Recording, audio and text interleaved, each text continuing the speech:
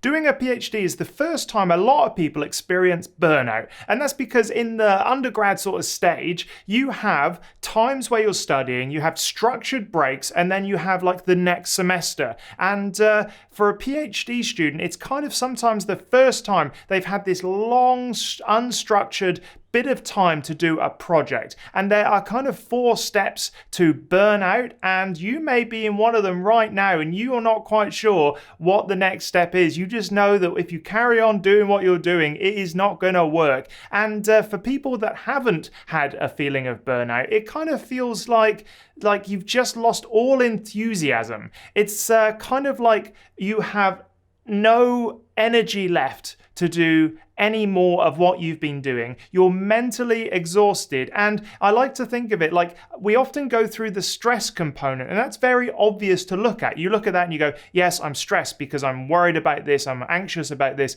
But burnout is when you're kind of like just don't care. So if stress is like drowning, having burnout is like being in a desert where you're like, oh, I just want to sit here and do nothing, even though there's like danger all around. I'm just not interested in any of this whatsoever. With Christmas just around the corner, you may be looking for a special gift for that special child in your life. Maybe you want it to be a little bit sciencey. Maybe they're into nature. Well, one of my friends has just released an book about evolution called Mr. Darwin's Birds. It's an awesome book. It's beautifully illustrated, and he's given you a 15% discount with Andy PhD 15. I'll put all the details in the description below, but it is an awesome book, and it introduces children into the topics of evolution and natural selection using Darwin's finches. And like I said, beautifully illustrated, and I think it'll be a perfect gift. The process of being burnt out actually starts really early on when you're trying to figure out how to manage your time. It is essentially unmanaged stress that leads to burnout. And I think there's kind of 4 different stages that you need to watch out for. The first one is the honeymoon period. Now, this is where you start a new project, i.e. your PhD or some research, and you're like,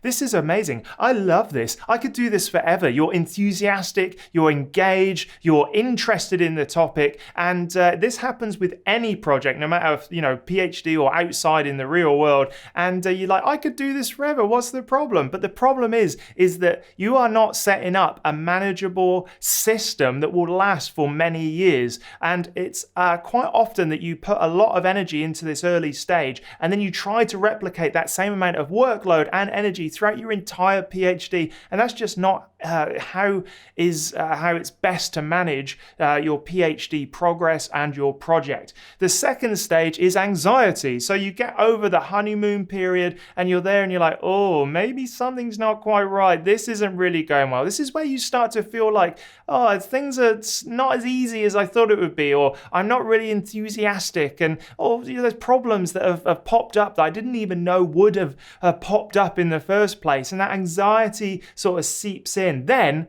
that anxiety can build over a few months into stress, and then chronic stress. That is where you just feel like you're drowning. This is where, during your PhD, you may get asked to do certain stuff. You may have presentations, you may have conferences, you may be doing a collaboration with someone, you may not be able to get hold of your supervisor, which is stressful. All of this stuff builds up.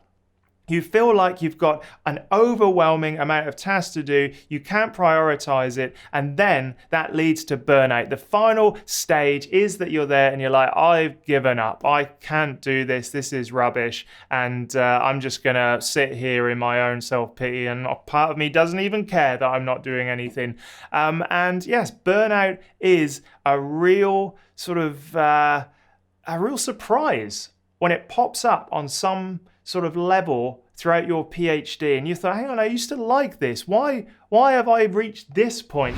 The first thing I would highly recommend is realize that a PhD is a marathon and not a sprint. And what I mean about that is in the early days, in the honeymoon period, where you're like, I can do this forever. If it feels easy, that is good. If it feels like you got a little bit of extra time to play and think and read, that is good. You do not want to start filling those like spaces, and it's so tempting to do. I do it all the time in a new project. I'm like, oh yeah, of course I can squeeze in these 6 articles in the week. Like, yeah, I've got all the energy. And the honeymoon period sets a standard that you cannot continue for the rest of your PhD. So manage your time. Make sure that you are able to do the things that you're doing throughout, multiple years, 3 to 7 years. Also, I like to work in 6-month blocks. 6-month blocks are just nice because you go, this is going to be my routine for 6 months. I'm going to write in the morning on Monday mornings, then I'm going to go to blah, blah, and you just set it out, and you just, at the end of that 6 months, you look back and you go, okay, well, what's working, what's not working, what's making me feel good? And you don't feel like you're locked into this kind of like really long routine that is completely unmanageable. So yes, manage it very early on. It's a marathon. Try not to fill up your time with everything early on because you will not be able to continue doing that. And burnout is a really sort of, it creeps up on you is what I want to say. The second thing I found really helps with PhD burnout is communication. Communication between your supervisor is absolutely vital. If you're starting to feel overwhelmed and they're putting stuff on you, or you're feeling overwhelmed and they're not providing any support, reach out to them, reach out to a co-supervisor. Look for support networks outside of your direct supervisor that's still in the academic world that could help you alleviate this burnout. Communication is the number one thing no matter what. And unfortunately, if you don't have a good relationship with your supervisor, that feeling of burnout, uncertainty, extreme stress, anxiety can flip over to mental exhaustion very easily because you feel like all of the weight of the PhD is on your shoulders. Part of a job of a good supervisor, at least, is to take some of that burden, help you sort of delegate tasks, help you decide what's important and not important. And that actually leads me into my third point. The third point about managing burnout is not doing some stuff. And I know when you're in it and you're stressful and you're like, oh my God, I've got to do all these things. Not doing some of the things you're meant to do is a perfect way to alleviate. Now, the way I decide whether or not I should or shouldn't do something is, what are the consequences of not doing it? Sometimes it's just annoying a person. I get rid of that.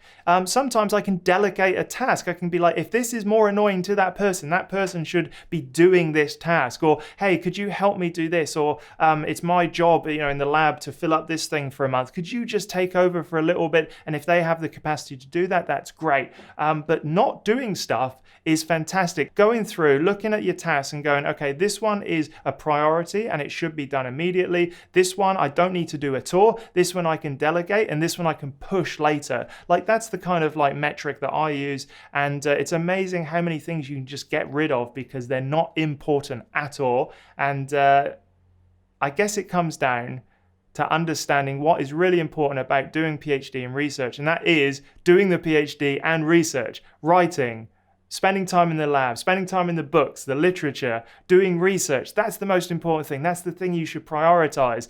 Anything outside of that, can you delegate it? Can you move it to later? Or can you just get rid of it altogether? One of my favorite books is 59 Seconds. Let me just go get it.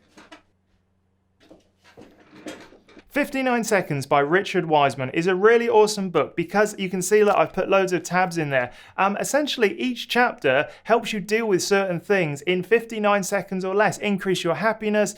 Sometimes we feel like looking after ourselves and overcoming something is going to take ages. 59 Seconds tells you how to overcome different kind of mental hurdles and issues by doing a task that lasts for a minute or less. And I actually produced a little pocket book, which I'll link below. You can get it for free. And it's a pocket mod that I fold up, put it in my wallet, and I've got a pen that I carry with me. It's a little tech pen. Where are you? It's this little pen here. And I find myself writing in this little pocket thing once a week. I print one once a week and I write in it every day for the different kind of things that make me feel better, expressing gratitude, looking towards the future. All of these tasks help me overcome burnout because I zoom out from my current problem. And it's just like a nice little mental reset button that I can just feel great about during the day. So the last thing that I look at is my mind and body. what is my mind doing and what is my body doing? If my mind is busy, I try to meditate. I try to do the exercises in this book. It's amazing how just the simple things can really alleviate any problems with burnout or stress and anxiety. And so I look at my mind, I go, okay, is it busy? Is it whatever? What can I do? What am I not doing that I used to do to make myself feel better? And the second thing is my body. Am I eating healthily? Have I exercised? Have I moved my body? Have I done something nice out in nature? Those things are really important for overcoming burnout, and putting them into your daily habits is so sort of fundamental to just general well-being. So looking at my mind, looking at my body, and throughout a PhD, it can be really difficult to step back and just look after yourself. So have you done things to help your mind? Have you done things to help your body throughout the day? If not, stop. Budget some of that into your day and you'll feel much better. And just taking a break away from your work can ultimately help with burnout, and then reassess, reprogram your time, manage your time, make sure that you are budgeting for a marathon and not a sprint, and you'll be much better than when you started.